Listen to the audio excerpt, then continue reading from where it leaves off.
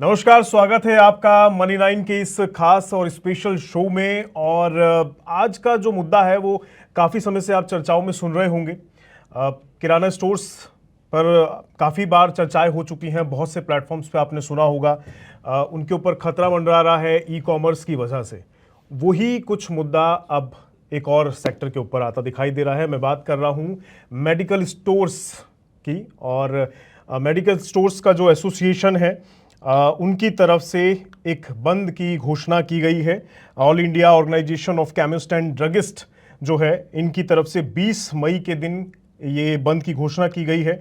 और ये बंद देशव्यापी होगा, मतलब इसमें तकरीबन 12 लाख से ज़्यादा मेडिकल स्टोर्स के बंद होने की संभावना जताई जा रही है। और ये काफ़ी बड़ा मुद्दा बन सकता है उस टाइम पे। और इस पूरी चर्चा को थोड़ा विस्तार में समझेंगे और इस मुद्दे पर बातचीत करने के लिए मेरे साथ मौजूद हैं प्रवीण शर्मा सर। सर, ये पहले तो थोड़ा सा आप ब्रीफ करें, क्योंकि ये मुद्दा इतना गर्मा चुका है। पहले ही कई सेक्टर्स पर इस चीज़ का इम्पैक्ट है, काफ़ी लोग प्रभावित हो रहे हैं। जॉब से लेकर रोजी रोटी के संकट तक ई कॉमर्स परेशान था। अब यही सेम चीज़ फार्मेसी के ऊपर भी आ गई है। ई फार्मेसी का इम्पैक्ट इसके ऊपर देखने को मिल रहा है और लोग जाहिर कर रहे हैं कि ये चीज़ गलत है। आप इसको कैसे देख रहे हैं और क्या लग रहा है इसमें क्या नहीं, होना बिल्कुल चाहिए? देखिए रोहित, ये मसला अब से नहीं। दवाइयों की जो दुकान चलाने वाले लोग हैं वो अब आए हैं सामने। जी। इससे पहले आपके किराना दुकान वाले, उसके पहले आपके जो इलेक्ट्रॉनिक्स के आउटलेट वाले, मोबाइल फ़ोन के आउटलेट्स वाले, ये तमाम जो तबका है जो ज़मीन पर जिनकी ब्रिक एंड मोर्टार, जिनको हम आधुनिक भाषा में बोलते हैं, जी। दूसरे शब्दों में हम आपके गली मोहल्ले नुक्कड़ पर मौजूद दुकानों के तौर पर देखते हैं इनको। दवाइयों की दुकानें, अब जो दवाइयों की जो दुकानें चलाते हैं, मेडिकल शॉप्स जो चलाते हैं, अब उनके धंधे पर, उनके कारोबारों पर बड़ा खतरा मंडराने लगा है। जी। और पूरा खतरे की जो जड़ है, जो वजह है, वो दरअसल ये जो संगठन है ये बताते हैं कि साहब, जो ऑनलाइन फार्मेसी की जो इजाज़त मिली कुछ साल पहले, और अब ऑनलाइन फार्मेसी के जरिए दवाइयाँ आपके घर पर आने लगी। डायग्नोस्टिक जो पूरा काम है वो आपके घर पर होने लगा। यहाँ से जो मेडिकल शॉप्स हैं उनके धंधे पर अब एक बड़ी तलवार लटकती हुई दिखाई दे रही है।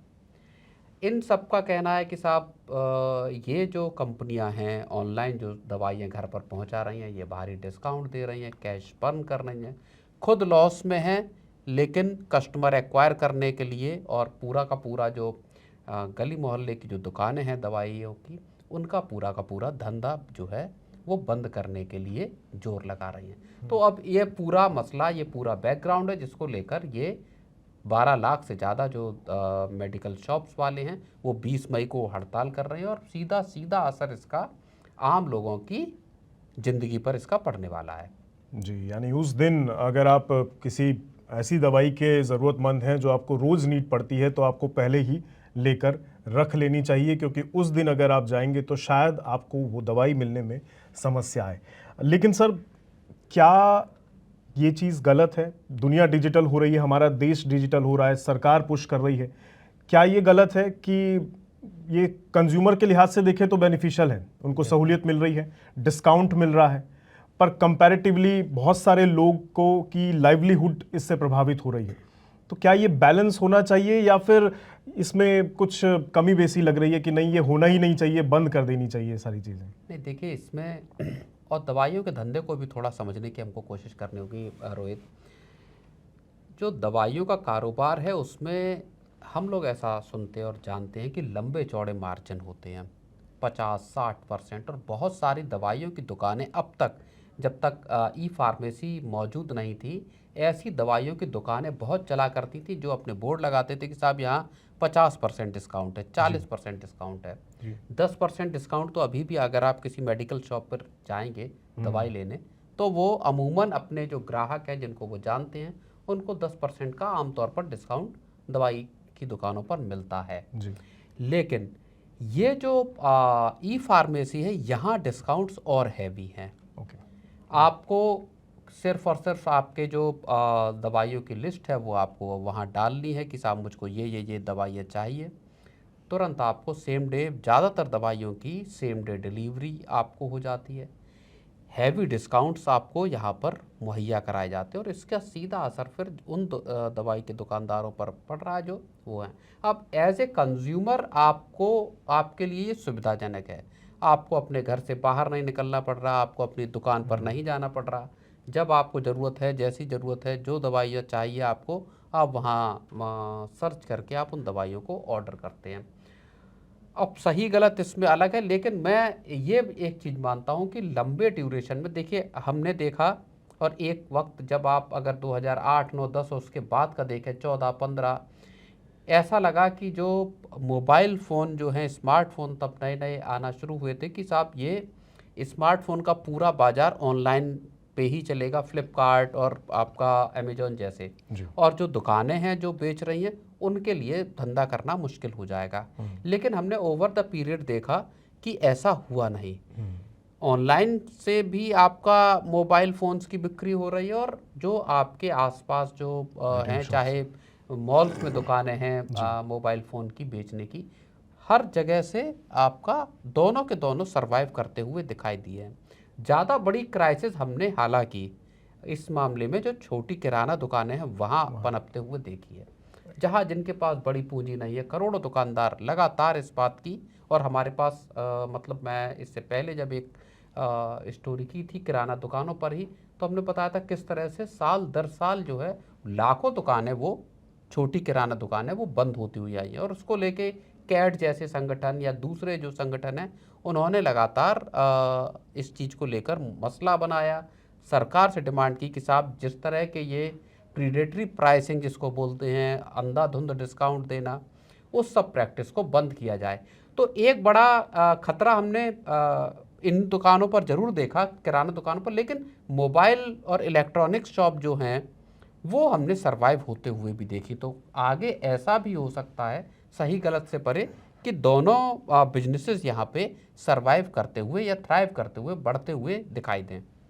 तो यानी एक तरफ एग्जांपल इलेक्ट्रॉनिक्स से रिलेटेड भी है, वहाँ की जो गुड्स हैं वो कंपैरेटिवली दोनों तरफ बैलेंस दिखी हैं, सामान बिकता हुआ दिखा है, इधर भी लोग सेल करते हैं, ऑनलाइन भी खरीदते हैं और वहाँ भी खरीदते हैं। लेकिन रिटेल शॉप के साइड किराना स्टोर्स, खासकर छोटे दुकानदार जो हैं, जो उन पर इसका प्रभाव ज़रूर दिखा है। शायद उसी से प्रभावित होकर अब मेडिकल स्टोर्स वालों को भी ये डर है या ये संभावना जता रहे हैं कि इसका इम्पैक्ट हम पर भी पड़ जैसे सकता है। कंज्यूमर इलेक्ट्रॉनिक्स हैं, वाइट गुड्स हैं, जी, बहुत सारे लोग और बहुत बड़ा तबका वो टच एंड फील करके उस प्रोडक्ट को देखना चाहता है। Exactly. प्रोडक्ट दिखता कैसा है, काम कैसे करता है, जो एग्जीक्यूटिव्स है उनसे जानकारी लेता, किसी दुकान पर मौजूद जो लोग बाग हैं, जो काम करते हैं कर्मचारी, उनसे जानकारी लेते कि साहब ये बताइए कि ये प्रोडक्ट कैसे काम करता है, इसमें क्या फंक्शंस हैं, क्या प्रोज हैं, क्या कॉन्स हैं, इसका प्राइस कितना है, दूसरे का प्राइस कितना है, आप क्या डिस्काउंट दोगे। तमाम चीज़ें आप देखते हैं, समझते हैं, जानते हैं, उसकी बिल्ड क्वालिटी को असेस करते हैं और उसके बाद प्रोडक्ट लेते हैं। तो एक वो जो दुकान पर जाकर खरीदने की जो टेंडेंसी है या ट्रेंड है, वो इस वजह से कम नहीं हुआ। राइट। चाहे फ़ोन हो, स्मार्टफोन हो, चाहे आपका इलेक्ट्रॉनिक गुड्स हो। तो ये इस वजह से ये मार्केट सरवाइव करता हुआ हमको दिखाई दिया। किराना दुकानें हो गई और अब दवाइयों का बिजनेस हो गया। यहाँ पे आफत इस बात की है कि इस तरह का कोई आपको एक्सपीरियंस चाहिए नहीं। आपको पता है आपको कौन सा सामान, जब भी आप देखिए, और बहुत बड़ा खतरा जो इंस्टामार्ट जिस तरह के आ गए, जो 10 मिनट की डिलीवरी, 8 मिनट की डिलीवरी, वहाँ पे आपको ज़्यादातर प्रोडक्ट पता हैं कि साहब मुझको 1 किलो आलू चाहिए, मुझे 1 किलो या 250 ग्राम चाय का पैकेट चाहिए, या मुझे शक्कर चाहिए, XYZ ये प्रोडक्ट चाहिए। आपके दिमाग में मोटे तौर, और मैं कंज्यूमर साइकोलॉजी की बात कर रहा हूँ, दिमाग में मोटे तौर पर सामानों की फेहरिस्त मौजूद होती है। Exactly. और आपने वो वहाँ सर्च के लिए, इसलिए छोटी किराना दुकानों के लिए सर्वाइवल थोड़ा सा यहाँ पे मुश्किल होता हुआ दिखाई दे रहा। और ये आफत यहाँ पर फिर जो दवाइयों की दुकान चलाने वाले लोग हैं, इनके धंधे पर भी आ सकती है, क्योंकि वहाँ आपको दवाइयों को लेकर कोई इस तरह के एक्सपीरियंस वाली बात नहीं है। राइट। सर, अभी आप जिक्र कर रहे थे कि इधर जैसे कि हम किराना स्टोर के लिए करते हैं कि अपनी दवा सामान की लिस्ट डाली और जो चाहिए वो हमने ऑनलाइन मंगा लिया। बिल्कुल। वही ई फार्मेसी के साथ भी आप अपना प्रिस्क्रिप्शन डालते हैं और आपके घर आ जाता है। हालांकि मैंने अमूमन, ये मेरा पर्सनल एक्सपीरियंस है कि जब मैं किसी ब्लिंकिट वगैरह से सामान मंगाता हूँ तो 10 मिनट में आ जाता है, पर आप अपोलो या किसी फार्मेसी वगैरह से सामान मंगाते हैं तो वो ऑलमोस्ट पूरा दिन या हाफ एन डे तो ज़रूर लेता है। वो 10 मिनट में आज भी अभी पॉसिबल नहीं है। बट द इम्पॉर्टेंट थिंग जिसका आरोप ये संगठन जो है all India organisation chemist and druggist ये लगा रहे हैं कि प्रिस्क्रिप्शन मेडिसिन जो होती है, मतलब जो दवाइयाँ डॉक्टर के द्वारा लिखी जाती हैं, वही दवाई आप केमिस्ट के पास जाएंगे तो 4 सवाल पूछेगा और फिर आपको मिलेगी। लेकिन इनका आरोप है कि ये आप डालिए और वहाँ से आपको दवाई ऐसी आ जाती है बिना किसी सवाल जवाब के। ये कितना सही लग रहा है आपको? क्या ऐसा कुछ एक्सपीरियंस आपने किया है कि ऐसा नहीं, होता है? मुझे लगता है कि कम से कम 1 या 2 प्लेटफॉर्म का मेरा ऐसा एक्सपीरियंस है जहाँ पे आपके लिए जिन दवाइयों की मुझे ज़रूरत थी, कम से कम प्रेस्क्राइब्ड ड्रग्स थी, उन दवाइयों को बिना प्रेस्क्रिप्शन के नहीं दिया गया। ये एक ये मुझे लगता है कि ऐसा संभवतः नहीं है। जो मान लीजिए हेल्थ ड्रिंक है, उसके लिए किसी तरह के प्रेस्क्रिप्शन की संभवतः ज़रूरत नहीं है। वहाँ वो अगर आप खरीदते हैं तो शायद मिल जाएगा, और वो अगर आप मेडिकल शॉप पर भी जाकर मांगेंगे तो मिल जाएगा। ये मुझे लगता है कि थोड़ा एग्जेजरेशन है कि संभवतः जितने जो ई फार्मेसी वाले हैं वो इस तरह की प्रैक्टिस नहीं करते। इनफैक्ट डॉक्टर का कॉल भी आता है, भले वो नेम सेक है, औपचारिकता केवल पूरी करना है कि साहब डॉक्टर ने फ़ोन करके आपके पूछा कि अच्छा आपने जो प्रेस्क्रिप्शन डाला है आप किस चीज़ की दवाई लेते हैं, ये दवाइयाँ आप किस तरह से यूज़ करते हैं, ये 1-2 सवाल भले पूछते हैं। तो उसको आप एक ज़्यादा बेहतर वो भी मान सकते हैं, एक्सपीरियंस भी मान सकते हैं।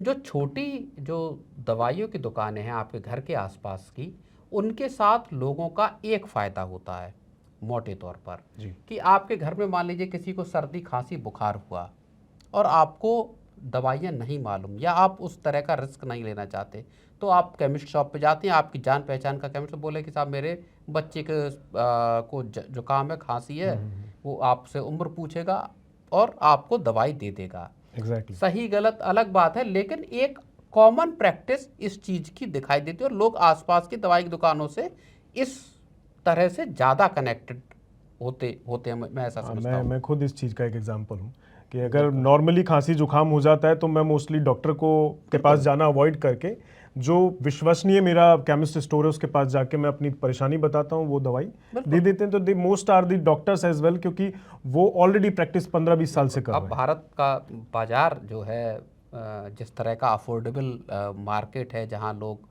कोशिश करते हैं कि पैसे कम खर्च हों, वहाँ पे ये बड़ी मददगार सुविधा साबित होती है। जहाँ एक सामान्य जो अगर आपकी छोटी पूरा कोई बीमारी है तो उसमें आपका पड़ोस का केमिस्ट आपको उसकी दवाइयाँ दे देता है। सही गलत रेगुलेशंस कानून मैं उसको अलग रखकर ये बात कर रहा हूँ। हो सकता कानून इस तरह के ना हो कि साहब आप इस तरह की भी दवाई खांसी बुखार की दे सकते हैं या नहीं दे सकते हैं। राइट। तो ये कह सकते हैं कि कुछ पॉजिटिव पॉइंट्स एक तरफ हैं, कुछ पॉजिटिव पॉइंट दूसरी तरफ हैं, कुछ नेगेटिव दूसरी तरफ है, कुछ इधर भी है। तो बैलेंस्ड आपको खुद बनाने की ज़रूरत है कि कहाँ आपको ज़्यादा फायदा मिल रहा है। तो एक इम्पॉर्टेंट सवाल इन चीज़ों में ये भी निकल कर आता है कि आखिर ये ऑनलाइन फार्मेसी जहाँ से हम आजकल दवाइयाँ मंगाने लगे हैं, इनका धंधा चल कैसे रहा है? बहुत बड़ा बड़ा डिस्काउंट ये सबको ऐसे ही दे देते हैं, इसी वजह से सब विरोध भी प्रदर्शन कर रहे हैं कि ये इतना डिस्काउंट दे रहे हैं, पर इनको कहाँ से मिल रहा है? सर, इनका कारोबार आखिर डिपेंड किस चीज़ के ऊपर है? इतना पैसा आ कहाँ से रहा है? कैसे दे पा रहे हैं इतना डिस्काउंट? बिल्कुल, ये पूरा का पूरा धंधा ठीक उसी तरह कैश बर्न और लॉस पर टिका हुआ है जिस तरह का धंधा आपका जो 10 मिनट डिलीवरी वाले जो चला रहे हैं, फ्लिपकार्ट मिनट्स हो या अमेजोन का हो या आपका जो ब्लिंकिट का बिजनेस हो, ये सारा का सारा बड़े लेवल पर आपका कैश बर्न पर लॉसेस पर टिका हुआ है। मैंने कम से कम 2 कंपनियों के डेटा को देखने की कोशिश की जी। और पता ये चला कि ज़्यादातर कंपनियां जो ई फार्मेसी के बिजनेस में हैं वो सब की सब लॉस में हैं। फार्मेजी जो सबसे बड़ी प्लेयर है इस पूरे मार्केट की, उसका FY23 यानी 2022-23 का अगर आप देखेंगे तो रेवेन्यू 6,644 करोड़ था, जबकि नेट लॉस अगर आप उसी एक साल में देखेंगे तो 5212 करोड़ रुपए का था, 5,212 करोड़ रुपए का। इतना भारी नुकसान एक। FY24 में अगर आप जाएंगे तो 5664 करोड़ रुपए का, 5664 करोड़ रुपए का रेवेन्यू था और 2533 करोड़ रुपए का आपका इनका नेट लॉस था। इसके अगले साल FY25 को देखेंगे तो 5872 करोड़ का रेवेन्यू था और 1517 करोड़ रुपए का इनका नेट लॉस था। इसी तरह से टाटा 1mg का देखिए, और फार्मेसी को अपना पूरा बिजनेस को जो है वो उसको पूरा का पूरा ओवरऑल भी करना पड़ा, क्योंकि कंपनी के चलने के आसार कमजोर हो गए थे। 5.6 बिलियन डॉलर की पीक वैल्यूएशन पर कंपनी पहुंची और उसके बाद गिर के बहुत कम उसकी वैल्यूएशन रहकर आ गई है। टाटा 1mg का देख लीजिए, FY24 में 1968 करोड़ रुपए का इन्होंने रेवेन्यू अर्न किया और 313 करोड़ रुपए का इनका लॉस रहा। इसी तरह इसके अगले साल FY25 में 2392 करोड़ रुपए का रेवेन्यू और 276 करोड़ रुपए का नेट लॉस। ज़्यादातर कंपनियां लॉस में हैं।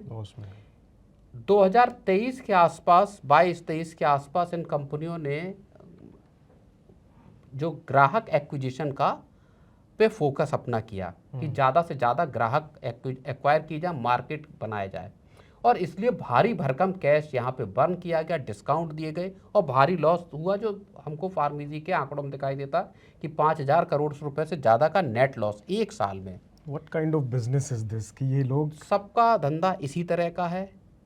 आप कस्टमर एक्वायर कीजिए, मार्केट डिसरप्ट कीजिए, जब एक बार आदत लग जाएगी उसके बाद धीरे धीरे डिस्काउंट को कम कीजिए।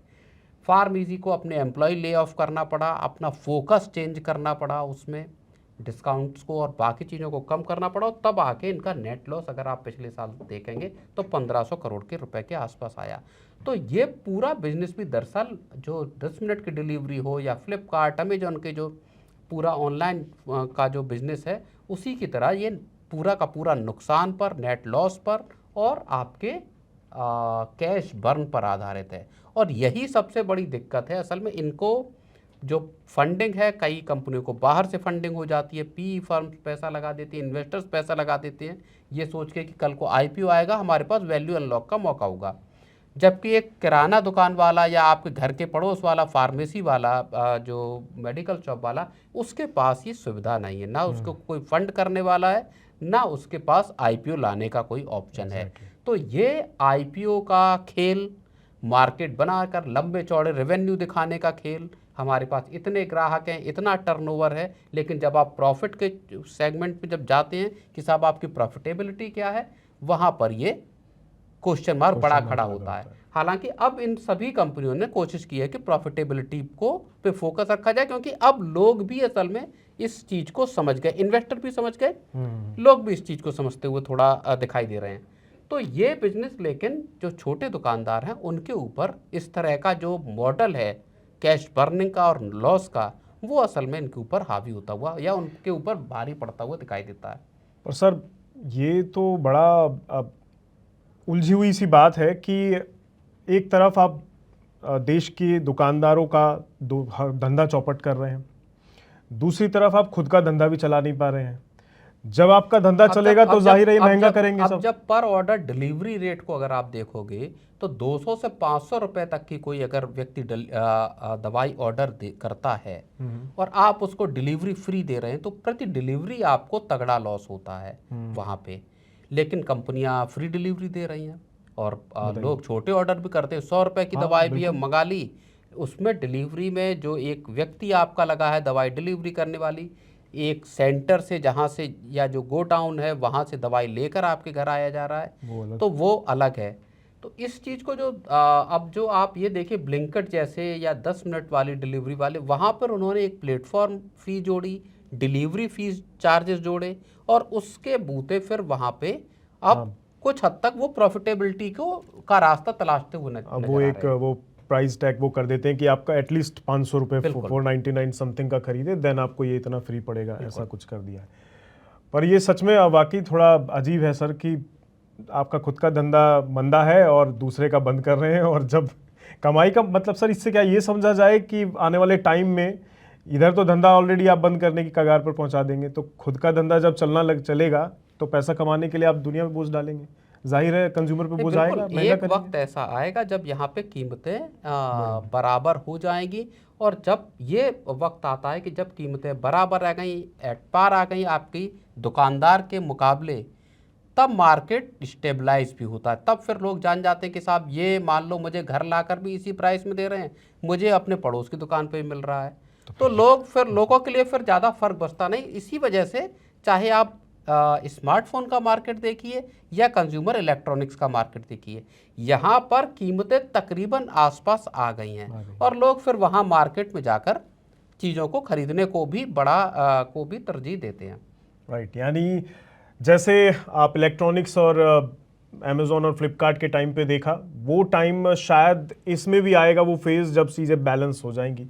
तो फिलहाल ज़रूर संकट का समय दिखाई दे रहा है और छोटे दुकानदारों के लिए ये ज़रूर खतरे की घंटी है, और मेडिकल लाइन में जो होंगे फार्मेसी वाले, उनके लिए भी ये समस्या की बात ज़रूर है। लेकिन मे बी आने वाले टाइम में ये चीज़ें बैलेंस होती दिखाई दें और सबके लिए चीज़ें बेहतर हो जाए। फिलहाल इस मुद्दे में इतना ही रखते हैं। सर, बहुत बहुत शुक्रिया इस पूरी चीज़ को थोड़ा विस्तार से बताने के लिए। डेफिनेटली लोगों को काफ़ी कुछ चीज़ें समझने को मिली होंगी, और ऐसे ही हम चर्चाएँ लाते रहेंगे आपके लिए। हमारे साथ ऐसे ही बने रहिएगा। आज के लिए इतना ही, दीजिए इजाज़त। नमस्कार।